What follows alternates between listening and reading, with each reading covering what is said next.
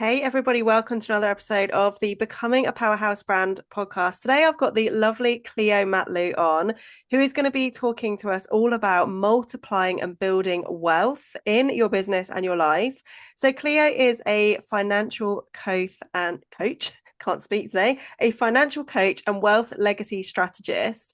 And I met Cleo a few months ago. It was actually at a networking event, and I just was magnetized to her beautiful energy. And I'm really excited to have her on the show today to talk all things building wealth. So, Cleo, welcome to the podcast. Thank you so much for having me, Jackie. I'm very excited by this. Yay. Could you just Mhm. give our listeners a bit of background into what it is that you do and Yep. how you got into this in the first place? Yep. I'm a financial coach. I also do some money trauma specialist work.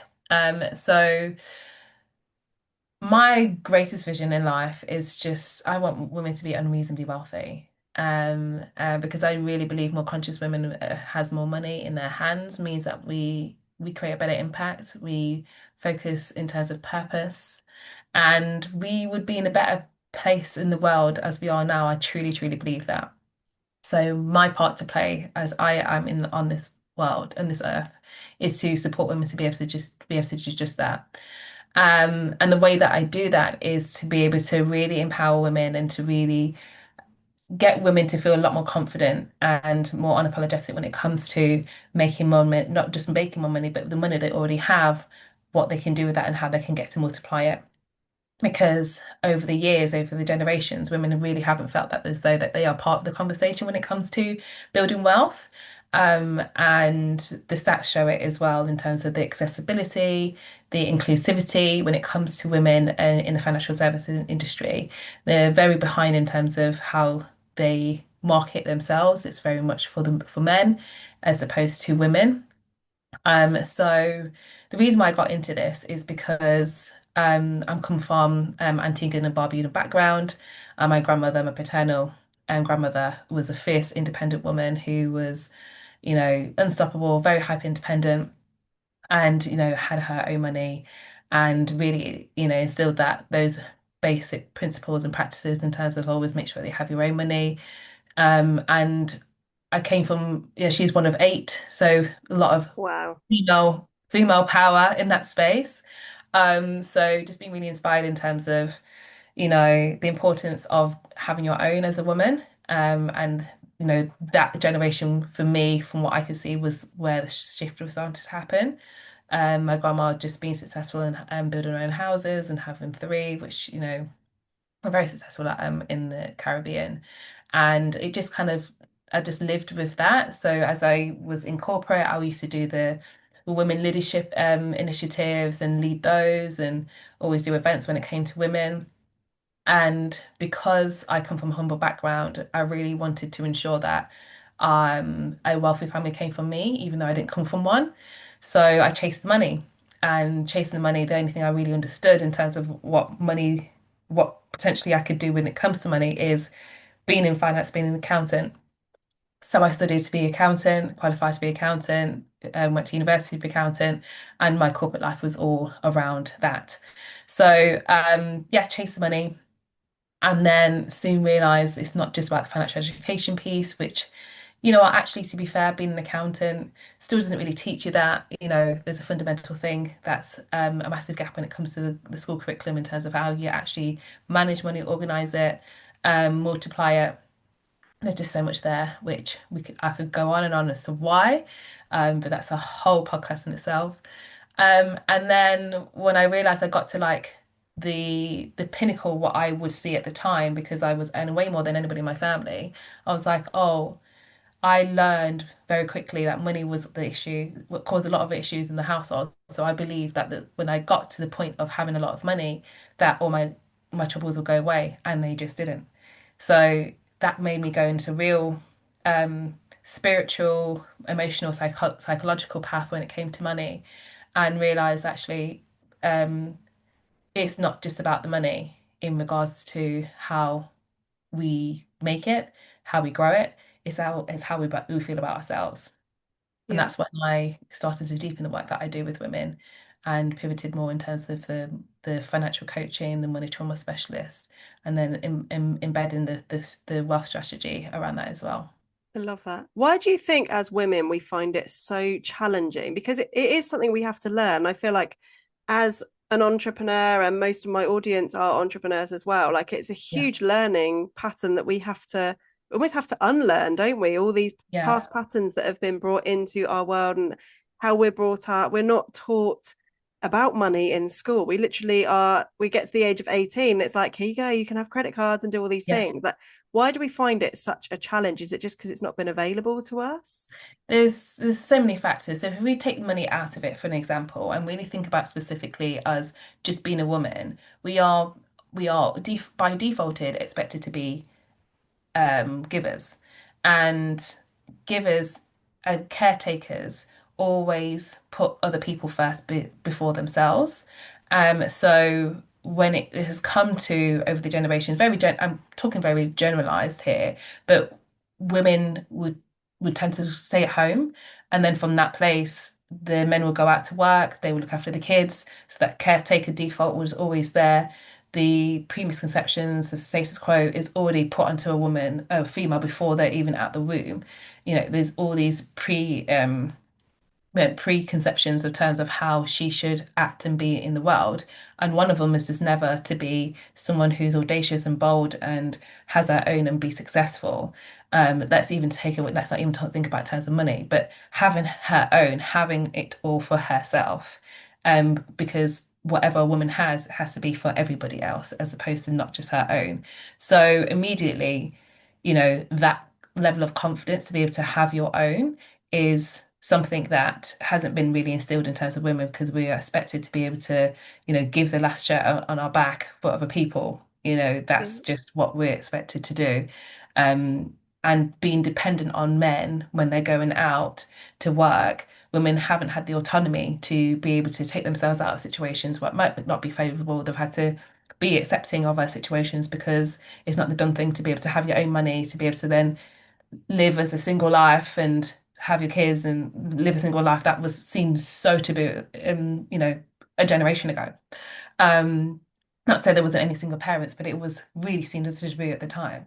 So there's a whole, construct around how women um, were seen, were seen, and then put money on top of that. It's like that gives you the autonomy, the choice, the options. That's the resource that's going to allow you to really to rise. And that wasn't seen as the done thing Yeah. in in society. That was the man's role. So it's almost deemed something as a threat to men if a woman has their own, because then it questions their need to be around, what their value is, because it's always been part of this is the role of the man. And if you end up taking that role, then they feel threatened to be redundant.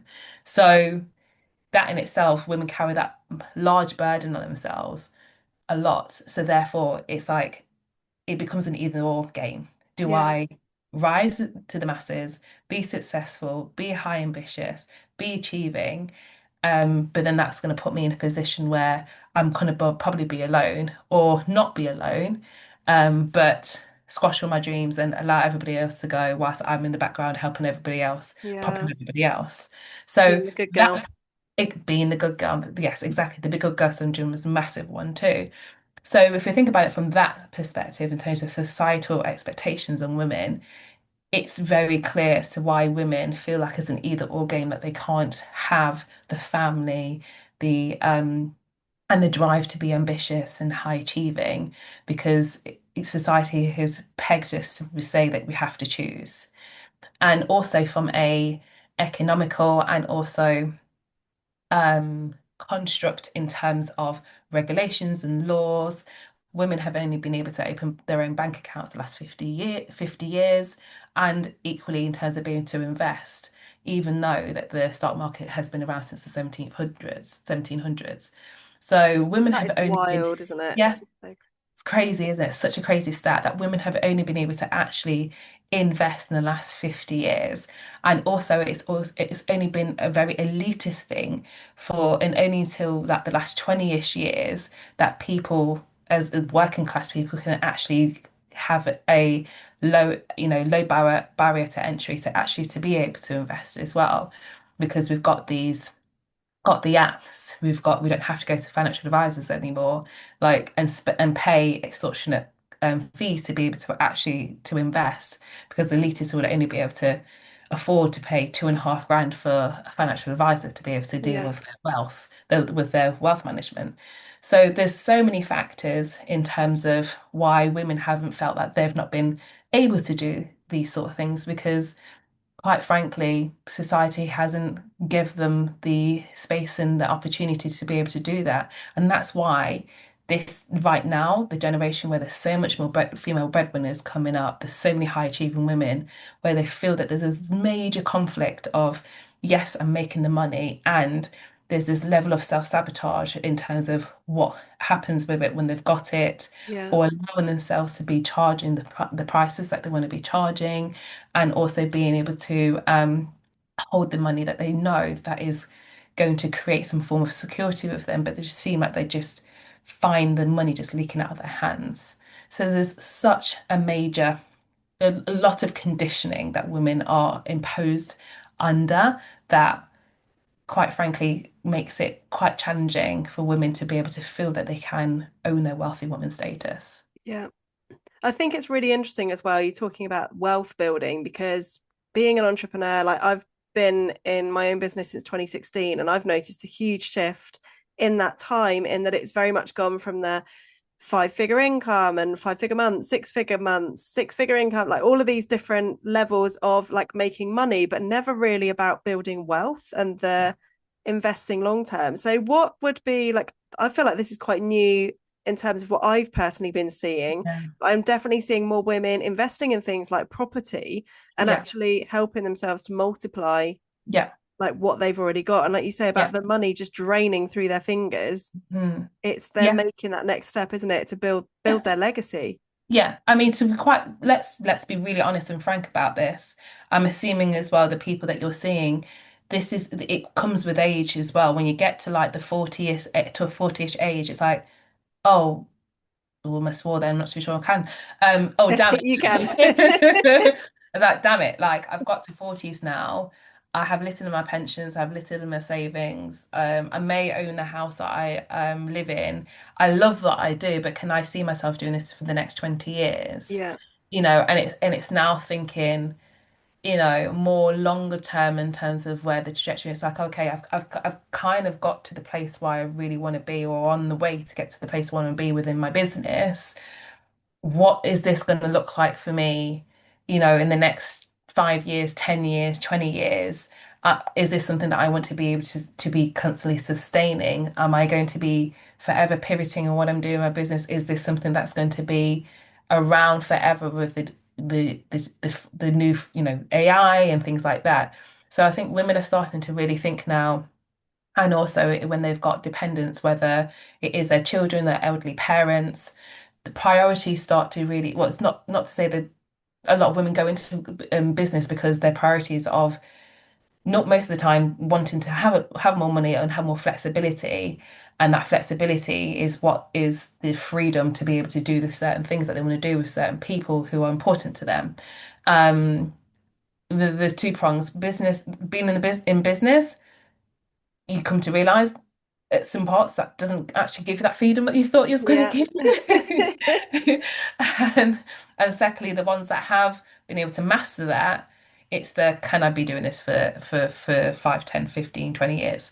So I think now that's why women, particularly around that age, the 40 age, definitely a lot of my clients who are coming to me now are in the 50 region, are starting to think, I need to have another option, Yeah. something I know I can do, that I can have, that doesn't require to exchange my time for money.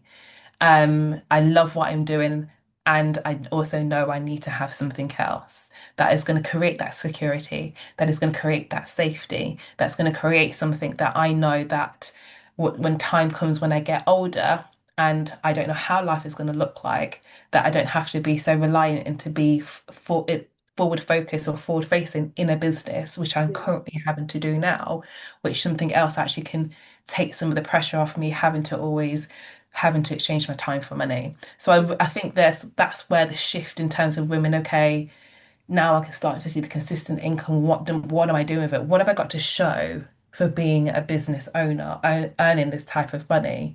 And it's also that, yes, investing in yourself and self-development, absolutely cannot, that's something that's really, really important and really, really valuable.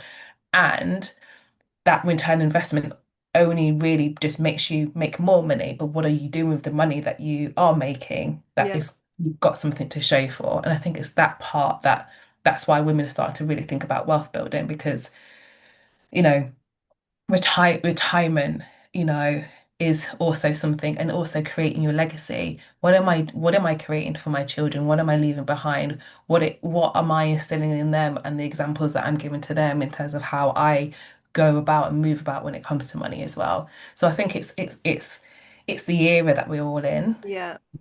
and what it all means for us now that we are successful business owners. What do we want to be showing for it? Yeah. In terms of like bringing in sort of spirituality and embodiment into practice, what do you recommend? Like, do you notice any patterns? Because I know myself included, and lots of conversations I've been having recently, it's you hit the big income month, the one that you've been focusing on for so long, and then it's almost like the complete downfall on the other side of it because you actually weren't ready and your nervous Yeah, system wasn't regulated to be able to hold yeah. it. Like, what I'd love to know your feedback on that. Oh my God, yeah. So a lot of my clients, when I've really focused, and that's where I'm slightly pivoting the business, where focusing on what the money that you already have, what we do with it, and then multiply it, and then help nervous system regulation of people who are in that flux. So, because that's the part where people just don't realize comes until they experience it. Yeah. Yeah. Really don't understand it because it's like, oh, and it's back to the thing that I said, oh, I've made this money, now all my problems are going to go away. Yeah. And it's like, new level, new devil. Yeah. Hello. Um, so for me, I see it as training ground when you do experience those months and to expect not the consistency, having the consistency yet, because there is this in between that you're in.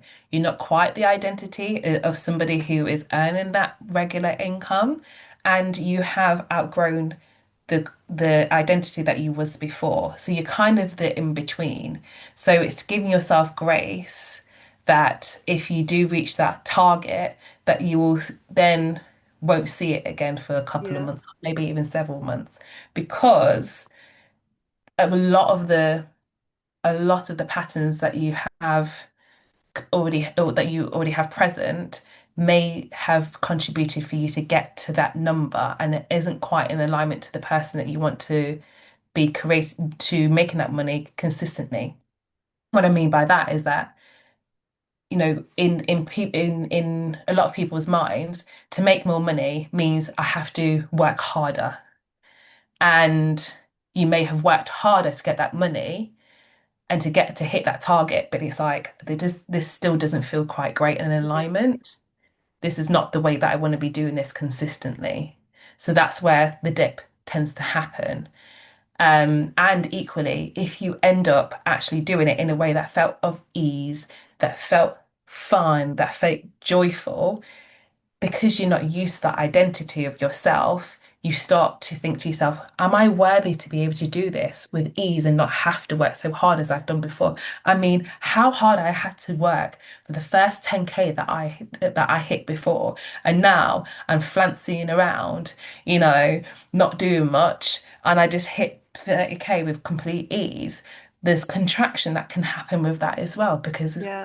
the stories that you've had growing up means that in order for you to be creating those type of income targets, you've got to be saying how stressed you are, how hard it was, because especially as being British, we don't really welcome people who are wealthy and who aren't stressed and who aren't overly busy. Yeah. Like. there's some taboo around making money easily, and Yeah, pe and totally. that makes people quite prickly, and that may then mean that some of the relationships that you have that are around you may shift a little bit, and that feels scary as well because these people may be important to you. So it's not just about you, but it's also how you navigate relationships around you in this new identity that you are in. And that can be really scary and challenging. So you might not be quite ready to really step into that identity because you realize there's certain parts in your life that you just need to be able to alter with this new identity, which you didn't quite notice or recognize when you had that vision for yourself. So I say this to say it's grace and compassion, and it's having awareness and reflection. The same way that if you had a launch um or if or you did like an event to be able to inject more revenue into your business, that you would do some form of after action review to see what went well, what didn't work well. You need to also do that same audit and same reflection back on your energy, Yeah, on what took you there, and the things that you thought were great and what worked and what was different and new, and that's what you want to continuously do. And the parts that you may need to be thinking like, this is going to be the thing that's probably going to hold me back, yeah, make me go back into the same old patterns, because we are creatures of habit. We are going to go to what we already know. And that's what brings us back to the same income income brackets that we were before when we've had high ones as well. yeah. So yeah, I hope that answered the question. Yeah, yeah, definitely. And I think it's really interesting you talking about that. So my high cash month that I made earlier this year was just so in flow, like having fun, like not really putting loads of effort into it. So it almost felt like, oh my God, this is too scary. That almost became too easy. Yeah. That I then self-sabotaged. And I Yeah. think when I did a review yesterday, and my best months throughout the entire year have been the months where I've been having more fun and freedom and Mm. flexibility than the ones that where I was like, right, I'm going to get really on it this month and be really fully Yeah. focused. Obviously, it'll be different for everybody, won't it? Like some people will find that the months where they worked their absolute bum off and Yeah. hustled and were up till 2 o'clock in the morning, that Yeah. actually that works for them. But yeah, Exactly. And it's owning your yeah, process and being unapologetic about it, because by you being, and I thank you so much for sharing that, because like by saying that, some listeners might be a bit triggered by that. And some listeners can also feel they can relate to that as yeah, well. But it's all welcome because you are your own, you're unique, there's only one you. And the way that you go about things is going to be different to the next person. That's why finances, money, and wealth is so personal, because one person's blueprint isn't going to be looking the same, yeah, because the way your stories, your blind spots, the patterns, the way that you brought up is good. You look at money completely different to one person to the next, and what's important to you may not be important to the other person as well. So it's owning your own process and being unapologetic with it. love it. To wrap up, what I would love to know what you would say to somebody that's maybe listened to this episode that is thinking, oh my God, I didn't even realize I was doing it, but I am chasing the money. I've literally been Yeah. chasing the money. What would you say to that person that's maybe having that bit of a wake up call that actually I don't want to be chasing anymore? I want to attract, and I also want to know how I can start multiplying what I already have and building that wealth. What would be their very first step to do? Yeah, absolutely. I love this question. So I want to say it very high level, and I'm just going a little bit detail, just a little bit detail. Is that you become a money making machine. So you've got the mindset of a money maker, which is great, and that is the momentum that you need in your business. Now the invitation is to be more taking more wealth decisions. So more wealth legacy decisions in your business. And they're the things that are the longevity, that's the direction. Now, the consistency that you've got is what you need, but it's now thinking about a longer term, and the decisions that you're making on a daily basis is thinking of the wealth moves as opposed to the money maker moves. So that mindset shift alone is really, really powerful. And the way that you know when you're making wealth decisions is to understand what your wealth legacy looks like, you need to start having that plan of what that means to you and making every pound have a purpose and be able to understand where you are now, where you desire to be, what is the gap, and then to be able to work towards, filling those gaps based on, do I need to be switching from saving to investing? Do I need to look at being open, opening a pension pot? Do I need to think about buying a property or buying properties? What I currently have, how do I leverage that so then I don't really have to do much other than just tweak this here and there that can multiply on itself that without me having to do any more work. Doesn't mean I have to just put in an extra couple of hundred into this place here in order for me to then feel that, oh, actually my money's working on itself and there's Yeah. nothing more I have to do. So it's starting now, and it's coming back to what you said at the beginning, where women start to think about more wealth building. It's starting to build structure and have a strategy of what that plan looks like. That does not mean that the identity shift and the patterns and the beliefs won't show up. Absolutely, they have to come hand in hand. But just to have an idea of know what's possible for you and how you can make moves to get to that point, and then work with yourself in terms of being able to maneuver and think differently will also mean the identity shift have to come with it and work with those beliefs, you know, those blind spots being removed, the the mind body regulation will happen too. So over the time that every time you shift from the money making to more with the wealth legacy decisions, it will start to come autopilot because again, that's an identity shift in itself. Yeah. I love that. That is a perfect way to end this episode. Cleo, you've got a wealth activation audio, haven't you? I do indeed. Amazing. What can our listeners get from that?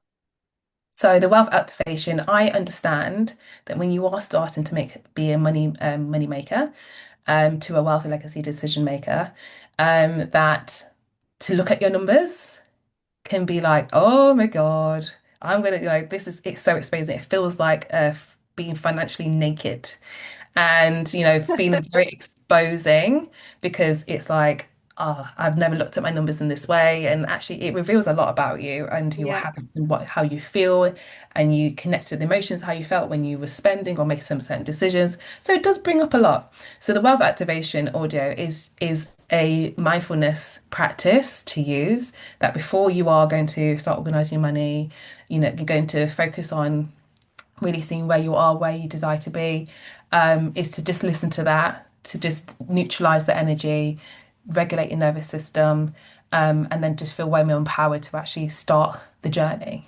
So that's what we'll support you with. Amazing. Well, make sure that you go and click the link in the show notes below so you can get your wealth activation audio. Cleo, where can we find you online? Yeah, so I am on Instagram, it's Cleo underscore Matlou, and I'm also on LinkedIn as Cleo Matlou as well. Amazing. Thank you so much for coming on the show today. Hope you've enjoyed this episode, everybody. And if you have, please do go and follow Cleo, reach out to Cleo and myself. Let us know what you thought of the episode. And please do leave a review. And I will see you in the next episode. Thanks, guys.